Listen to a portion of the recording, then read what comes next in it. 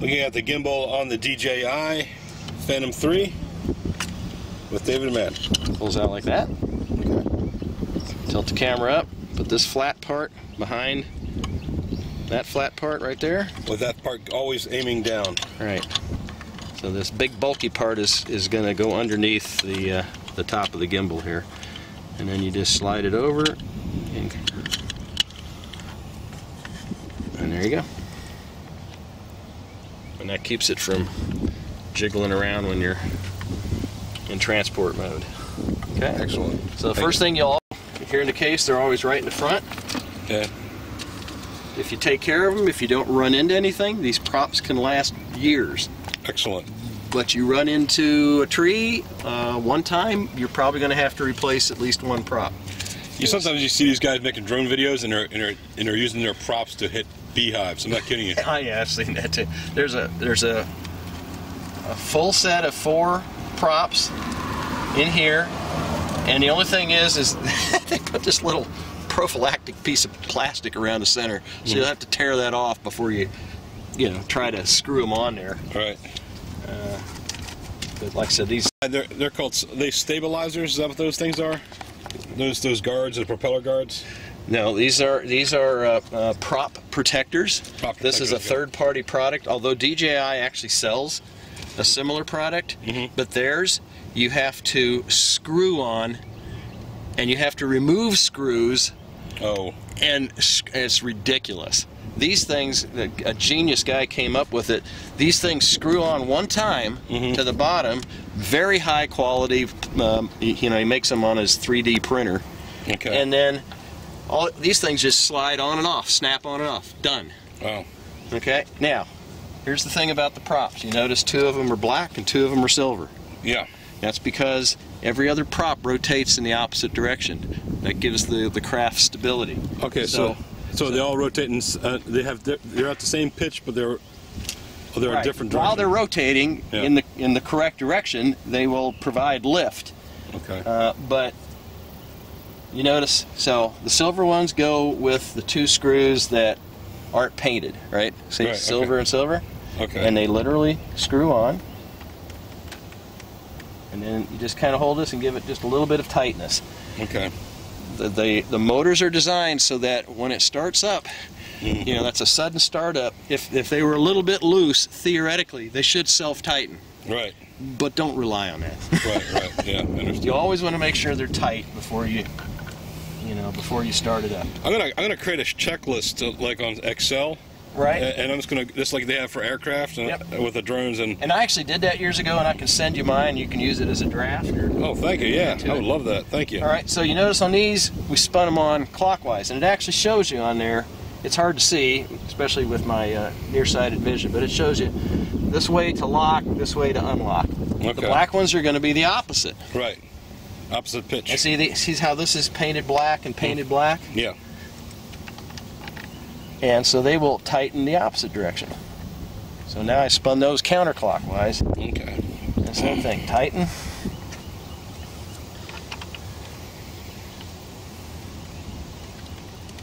And like I say, this does not have to be just cinch it up. That's it. Don't get my ratchet wrench on that one. No.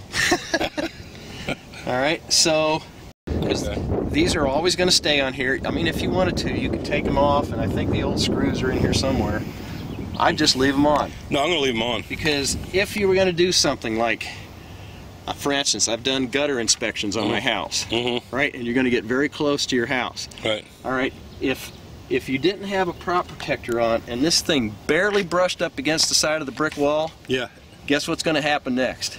It's whoosh. Really? And there goes, yeah, all your money. So, the problem with prop protectors is because they stick out no farther, just a little bit further than the propellers, but they become very visible every time you're in a fast forward mode, because now, to fly forward, the drone has to lean like this, up to a 45-degree angle.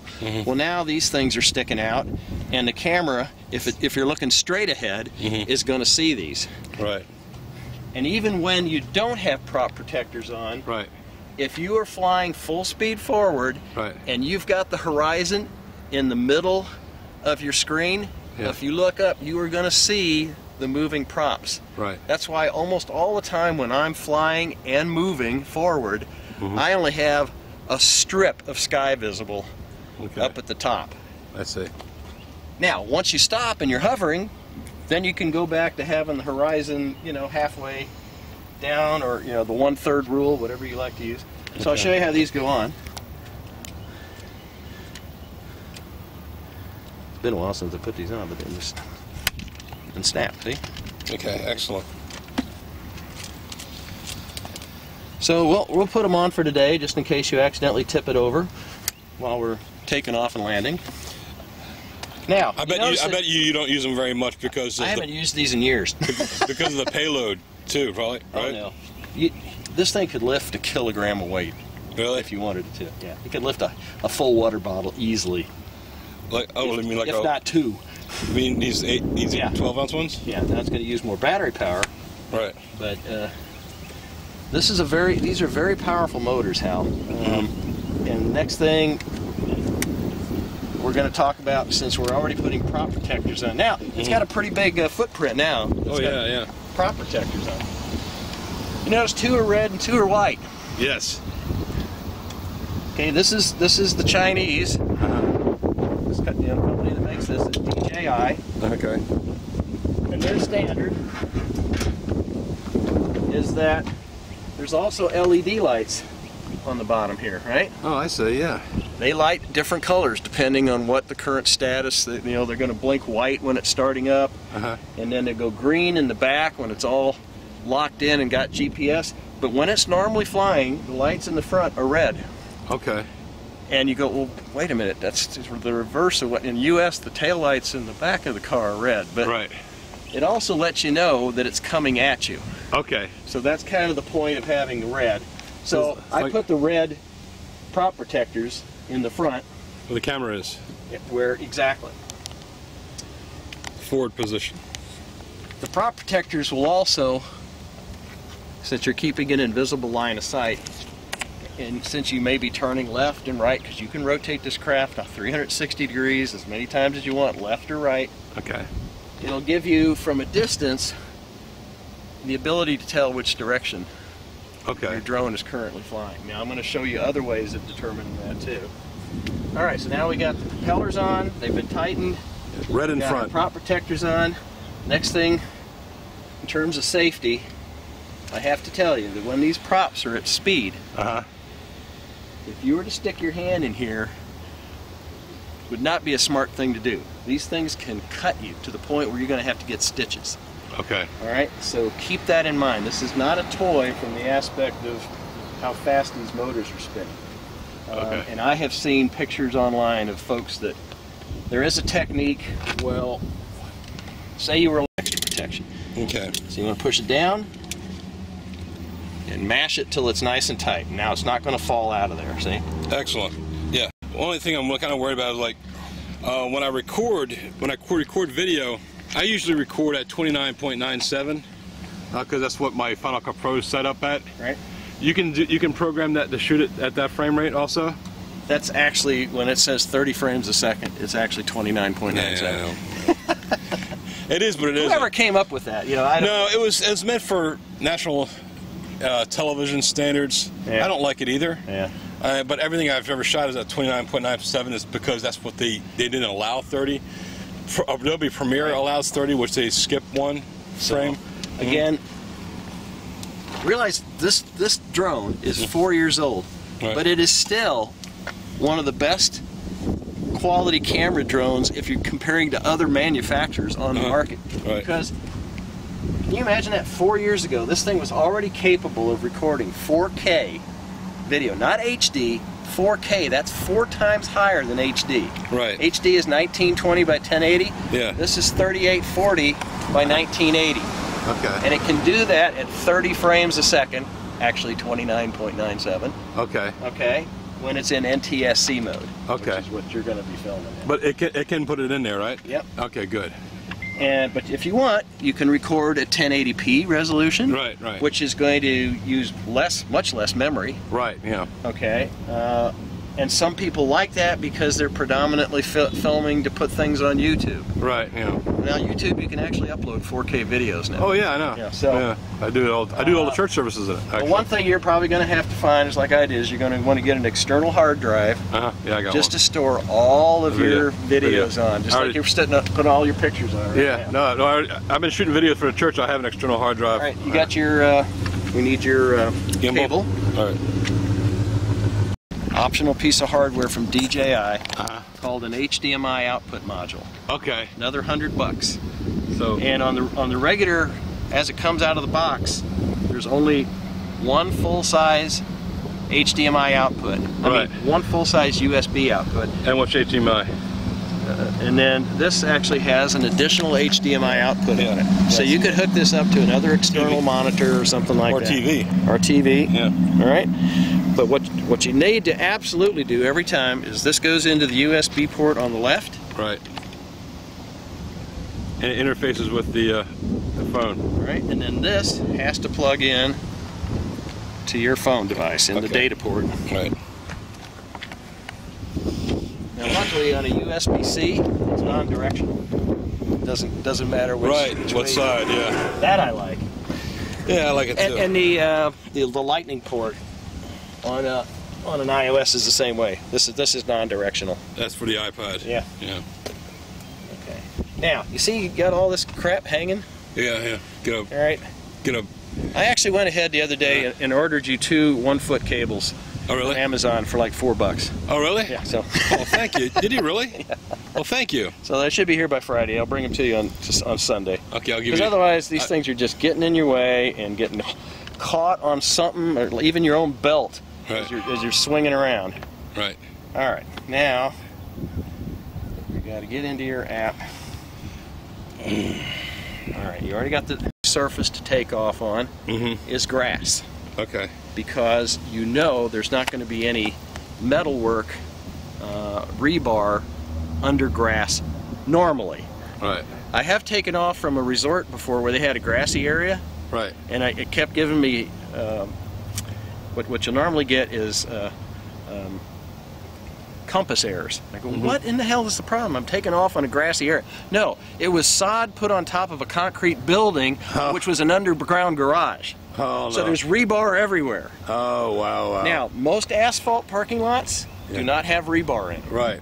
You can be pretty safe. Most sidewalks don't have rebar in them. The roads do. But there are exceptions to everything. But concrete roads absolutely have rebar in them. Do not ever take off from a concrete road. Yeah, because don't take off from an asphalt road because it may have concrete under it. Right. You know, or they came through later and put, you know, an inch layer of asphalt on the top of it to smooth it out.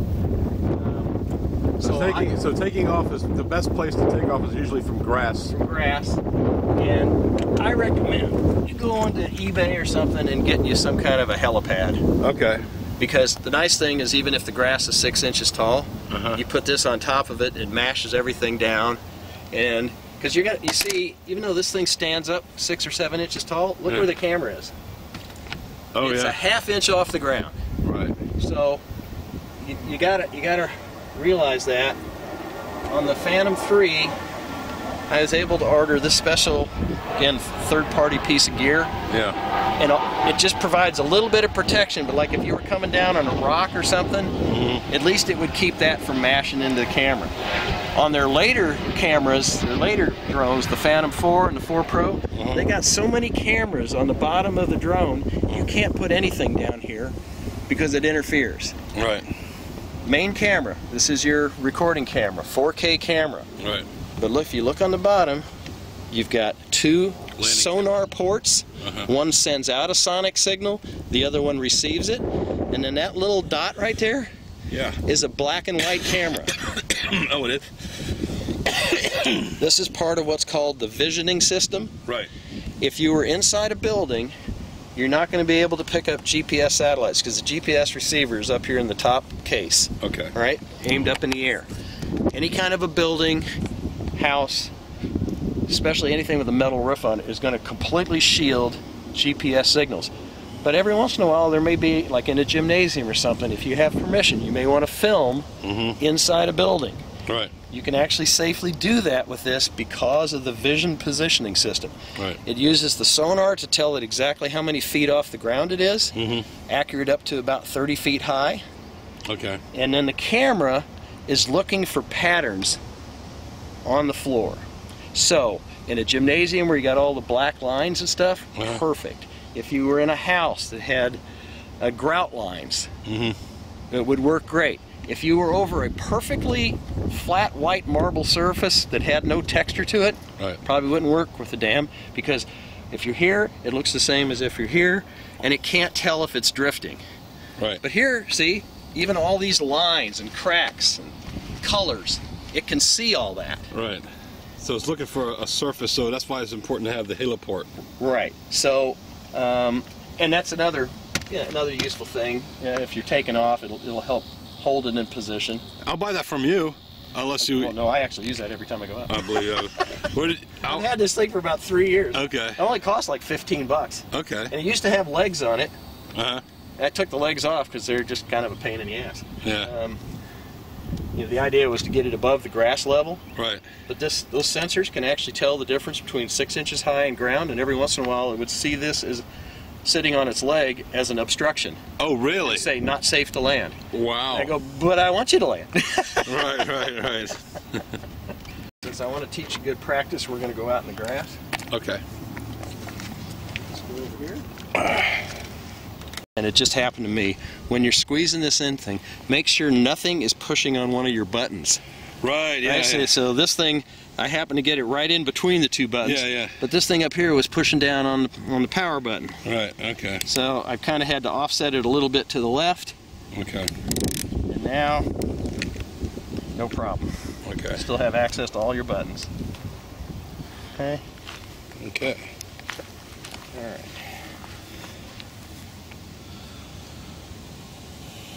Slide down off. I'm trying.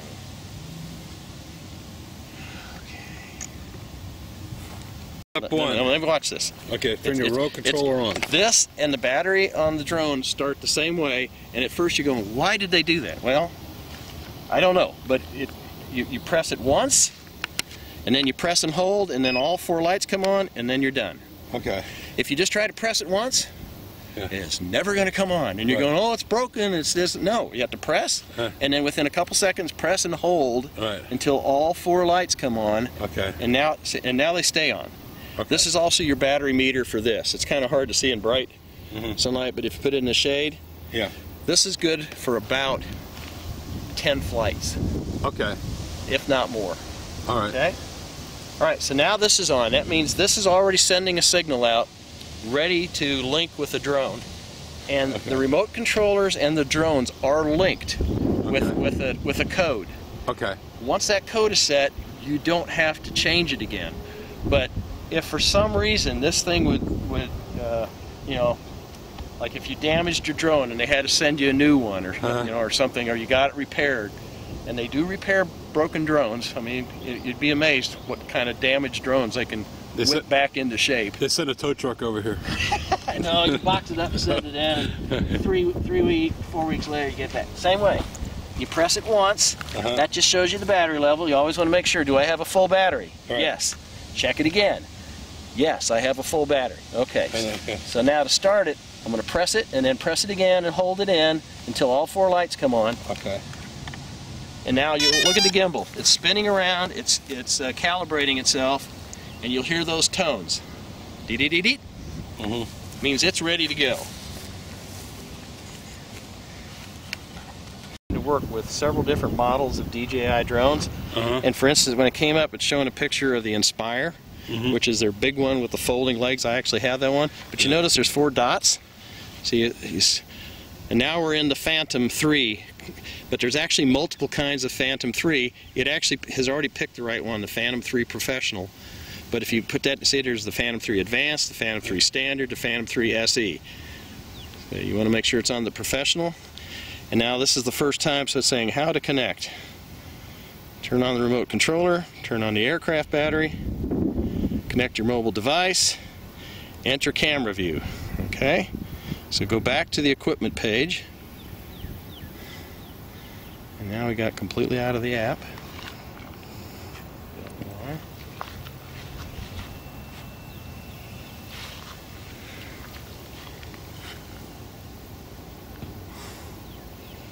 Not used to a Samsung phone.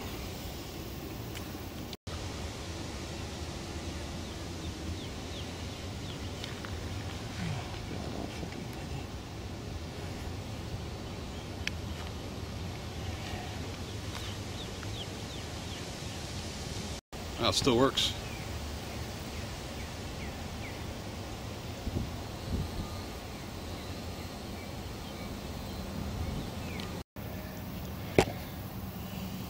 I was on a screen, it showed the Phantom 3, and then down at the bottom it said camera. And I clicked on camera. Now, it's bringing this up because this is the first time it says safety tutorial, start tutorial. Okay. Find a safe place to fly. It says good weather, location without obstacles. Alright, well, we do have some trees to be careful of here. Alright. Avoid obstacles and avoid power lines. Always good to do a complete 360 and go, do I have any power transmission lines anywhere in the area, and look carefully, because sometimes they're hidden in the trees, right? Right. Okay, next, this thing has a lot of screens on it. Next screen, we're going to slide over. Check GPS satellite count. 0 to 6, dangerous. 6 to 10, be careful. 10 to 18, safe to fly. Okay. I haven't seen this for a while. I didn't know. Now they're up to 10. They want you to. So I don't know where my drone is. I don't know which direction it's pointed. I want it to come home. Right? So the remote... Press and hold that button until it's. There's a light that'll come on all the way around it. That means it's now in return to home. It'll tell you it's in return to home mode. Okay.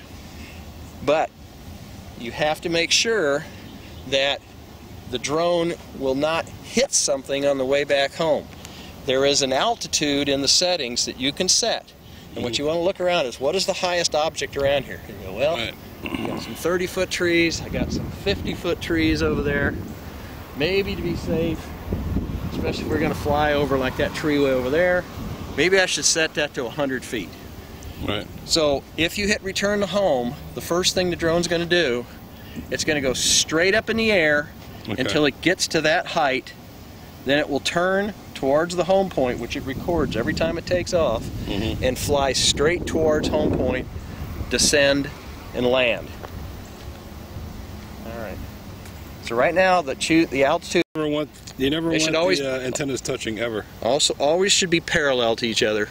Right. Either straight up, if you're going to be out in front, which is 98% of the time. If it was directly overhead, straight down. Then you would have them like that, because the signal is coming up this way. Yeah. It's also going down towards the ground, but so the antennas are non-directional. From the back is just as strong as the front.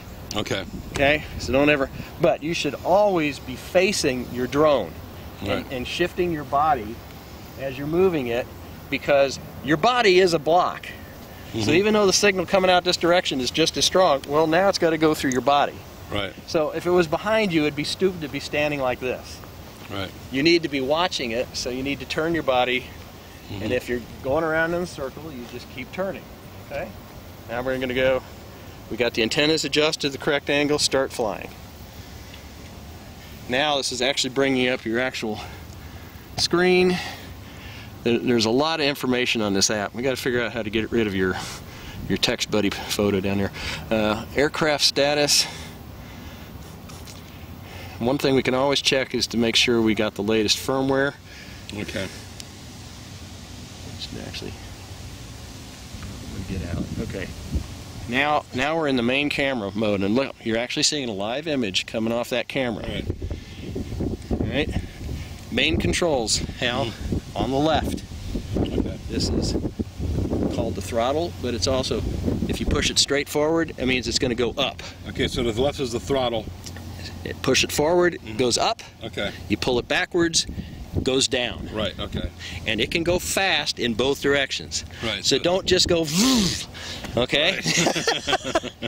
Right. I mean, you know, in the future when you're good, or you're actually, like, this is not a drone to be flying through an obstacle course. Right. This is for video taking. So you actually want everything to be nice and smooth. Right. Because the smoother your movements are, the better the video is going to look. Right. Trust me. No, I believe you. And if you're going jerk, jerk, jerk, jerk, jerk, it looks terrible. That's what you're going to be looking at later and going, oh my God, that looks horrible. You know? Right. All right. The other thing this control does is it goes left and right. All right. This is called Well,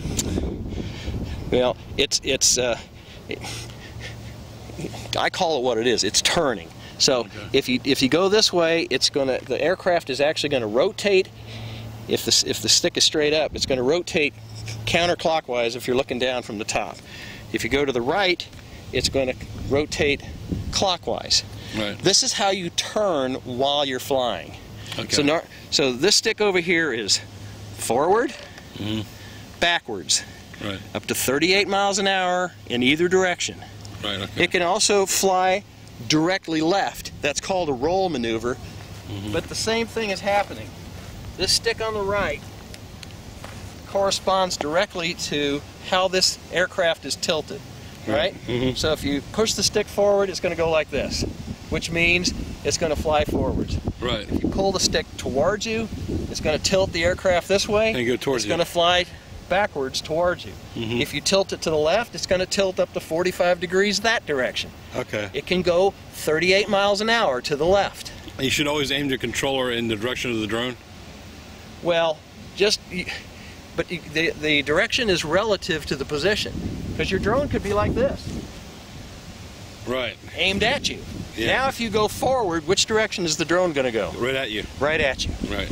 You have to keep in your mind, and that's going to take you several weeks to months before that just becomes natural to you.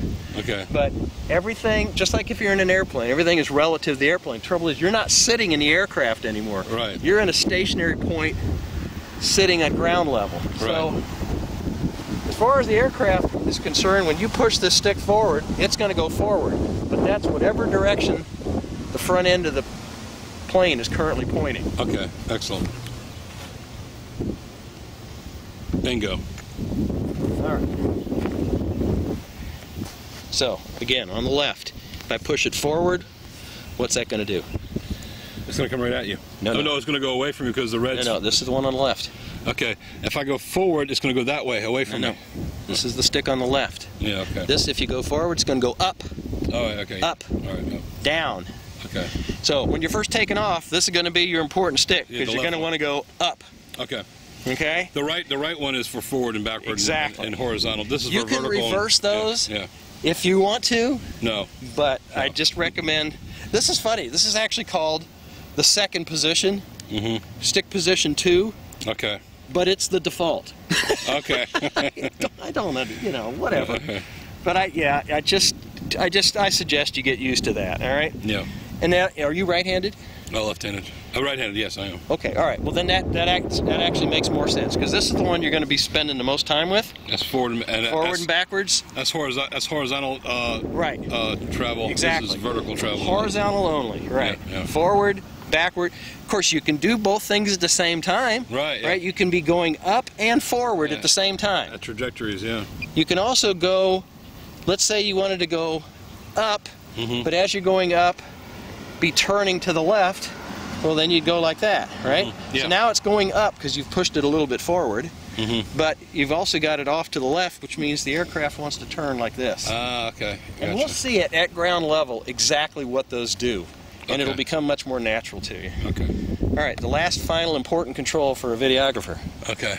This button right here. It's actually a roller with a spring in it that centers it. Okay. All right? This tilts your camera up and down. Okay. Very important. That volume, what looks like a volume button is Yep. the camera position. So watch as I push it that way. Watch the camera. Oh yeah. And you go, wow, that's slow. I've intentionally dampened that. Okay. Because as you're flying, every once in a while you're going to want to pan down to look at something and then pan back up. If it goes like this, zzz, and it comes back up, zzz, video's going to look like crap. Right. Yeah. What you want to do is nice and smooth down, Right. and then nice and smooth back up again. Right.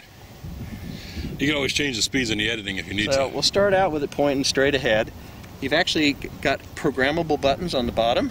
Right. One here, one here. You can set them to different things. What do you mean programmable? See right here, this Yeah. little white button? Right. You can set them to be like 6 different things. Oh really? I default to the one on the right. Watch the camera. Look at the camera. Where's it pointing? Straight down? Yeah. If I press it again, boom, straight out, 90 degrees, perfectly. Oh, so you program it So to... it's one way to get quickly from straight down to straight up, okay, without having to wait the 10 or 15 seconds it might take using this button that's been slowed down over here. yeah. Yeah. Now, the other button over here. PAF button. Right. P means position mode. This is where you're going to want to be 98% of the time you're flying. This means it's going to use the camera sensor on the bottom, the vision sensors when it's low to the ground. It's also going to be using the GPS positioning system in the aircraft, so that the aircraft knows where it is at all times. Okay. And the beautiful thing about a DJI drone, what makes it so powerful, is it's using those GPS coordinates to stabilize the aircraft positionally. Okay. So the P position... Both your up and down and your forward and backwards have a spring-loaded center position. Right. If you take your fingers off, they both go to that center position. Okay. And what's going to happen is if you do that while you're flying, if you were to let go of both things, the drone is going to come to a stop, and it's going to stay exactly where it is within the accuracy of a GPS satellite signal with 9 or 10 satellites, which is usually within about 2 feet left, right, forward, and backwards. Okay. Even if the wind is blowing 30 miles an hour, it will do its best to keep that drone in that position if you take your fingers off the stick. Okay. Okay? So that's why you want to always be in P mode 98% of the time. However, on the switch. there are other settings, because just like your camera has automatic and fully manual, consider the A fully manual. That means ATTI mode, attitude mode. Okay. Now, it still will keep the aircraft at its current altitude, but it is no longer using GPS. Oh, it's all manual, completely manual. And so what will happen as soon as you switch it from P to A, it's going to stay height rise right where it is, but it's immediately going to start drifting with the wind, whichever direction the wind is blowing. Oh, I see. Okay. Whereas the so P if it will was keep blowing 15 miles an hour to the left, as soon as you put it into A, it's just going to go. It'll take it a little bit, momentum to get up to full wind speed. But now, where would that come in handy? I now use this every time I fly, because the first thing I do is I like to go up to the altitude that I'm going to be flying at, and like we saw on the map, on that app, wind speed varies tremendously sometimes. Yeah. With altitude, I go up to that altitude, I make sure I am in a wide, clear, open space. Like here, I would go up 150 feet, for example, and I'm going to put it in A mode, and on the screen and visually, you will now see which direction the wind is blowing, and digitally, it'll tell you exactly how fast the wind speed is. Right. And you will find out, sometimes it can be 8 miles an hour, 12 miles an hour, 15 miles an hour, 20 miles an hour. Yeah. Okay. So I find that useful to let me know what I'm going to be dealing with when I'm up in the air. When you put it in manual mode, which is A on the A switch. Right. The P. So it's A stands for ATTI. A-T-T-I. ATTI. Which Okay. Attitude, which I think of it as shorthand for altitude, because that's the only thing it's controlling. Altitude. Yeah. Okay. P is position. Right, position. That's what we like to keep it on, because it always. There's actually different levels of P, because when you first turn it on, it has to first find the satellites. Okay. And I got to tell you, it is hard to see on this app, but there it is over there. You see in the upper left hand, it says P-GPS. Yeah. Okay, that means it's actually in position GPS mode. That means it has found at least 9 satellites. It has locked into them. The actual number of satellites, I'm going to have to put my glasses on to see. I can't even see it, yeah. 15 satellites, okay. It only needs 9. Right. So that's great. 4 years ago, they shocked everybody because they said you could fly that thing up to 1.5 miles away. Really? It was like, holy crap. Well, guess what? They were lying. You can actually go 3.1 miles easily if there's nothing blocking your path. Wow. The only thing that actually prevents it from going farther than that is not the quality of the transmitter. It's that if you fly full speed, 38 miles an hour, by the time you get out to 38 to 3.1 miles, you've consumed 50% of your battery. So you best come back. Turn it around, come back. Right. And if you're flying into a wind, you're already in trouble. Right. See, that's why it's also important to know what direction the wind is flying. Now, how far did I say you could go for FAA regulations? From eyesight. Yeah, so there is no set distance. Right, this is eyesight. How far can you If see? you can see to the next universe, that's the limit. You'll be able to see it much easier with those prop guards on Right. than you can if those were off and the thing is just solid white. I've always wondered why they did not make this drone black by default. Because most of the time in the daylight it's up against either blue or white. Right. And black would be so much easier to see. Yeah, They right. actually sell a model of all their drones, which they come out with like 6 months later, called the Obsidian. And it's the same drone, Black. plastic. Nice. Next drone I get, I'm waiting for the Obsidian model. Now, it is going to get a little hotter on a 90-degree day. Okay? I wonder why they don't choose blaze orange. And you know what? Let me get another little piece. Because of its shape, a parabolic reflector. A parabolic reflector, okay. And that comes, you can off buy of it? eBay. Okay. It's actually from a guy that calls them windsurfers. He has shaped this thing perfectly. Notice there's no ridges, bends, folds in it. It's a perfectly shaped piece of aluminum. It's meant to slide behind the 2 antennae. Tilt them out to get it on there easier. It actually keeps them centered, keeps them parallel, but you've now increased the width of your antenna to 3 inches. Really? So any signal that's coming here hits this, bounces into the antenna. Any signal hits here, bounces directly into the Wow, you can see that if you got a laser pointer. Doesn't matter what angle you're pointing it at, if you point it at this thing, it'll bounce into the antenna. Wow. And it works great. This will, if you are ever flying more than half a mile away, will give you better signal reception. I see. And that's called More a reliable. Parabolic reflector. Parabolic reflector. There are people that have spent hundreds of dollars on fancy electronics, on antennas that stick up 3 feet in the air. Bullshit. Yeah. Okay? This will allow this to exceed the capacity of the battery. Wow. To take it out somewhere and come back. So why would you ever need anything more than that? Right. And the answer is because some people, because they're in architecture and they're doing this, their videography of buildings and stuff, they're always having to fly around trees and stuff. Yeah. So then you might need a more powerful signal to actually push, that signal through the tree branches. But we should not be flying around obstacles. If you fly around the backside of a tall building, or even like a wooded area like that, you're going to lose signal. It's going to wait 3 seconds, and then it's automatically going to go into return to home mode. Okay. Which it's going to go up to the pre-programmed height, which we just set for at 30 meters, And go 100 feet. and go It's through gonna it. Turn, aim directly at where it took off from. You may be 100 feet over that direction now, but it's worried about where it took off from, and it's going to fly straight back. So if there's a building in between it and home, It's going into it. going to fly right into that building. So never be on the other side of the More building. recent drones actually have sensors in the front, but you have to turn them on, and you have to say under what conditions they work. But it'll actually sense an object, stop, and then you can say, do you want it to go up and over, to the left and around, right?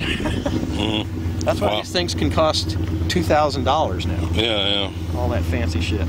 Okay?